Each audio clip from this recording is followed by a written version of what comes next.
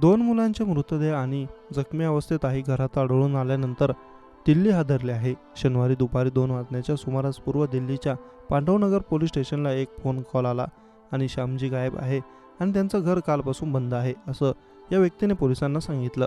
यानंतर पोलिसांची टीम लगेचच घटनास्थळी पोहोचली. पूर्व दिल्लीतल्या शशी गार्डनच्या गल्ली नंबर 6 मधलं ते घर बाहेरून बंद होतं. यानंतर पोलिसांनी दरवाजा तोडला. घरामध्ये गेल्यावर बघितलेले दृश्य पाहून पोलिसांच्या पायाखालची जमीनच सरकली.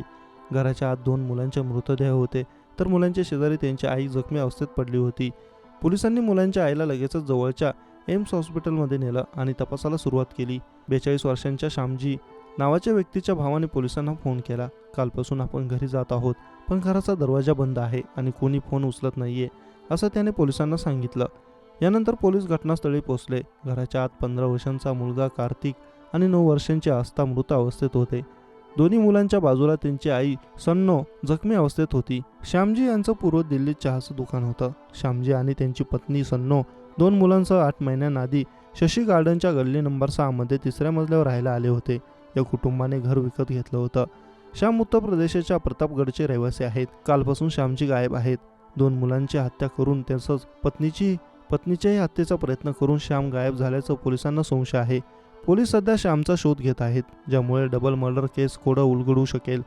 घरातले वाद विवाहबाह्य संबंध या अँगलने पोलीस या प्रकरणाचा तपास करत आहेत.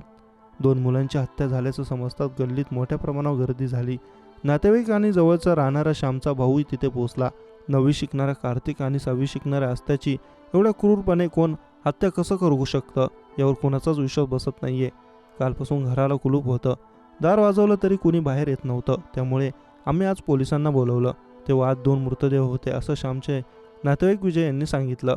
बाबांनीच आपल्या 2 मुलांना संपवून पत्नीच्या हत्येचा प्रयत्न केला का? यामागे आणखी कोणीतरी आहे का? याबाबतचं गूढ अजूनही कायम आहे. पोलिसांनी दोन्ही मुलांचे मृतदेह पोस्टमॉर्टमसाठी पाठवले आहेत. तसंच पोलीस आजूबाजूला असलेले CCTV तपासत आहे. तसंच शेजारच्या आणि नातेवाईकांचीही चौकशी सुरू आहे.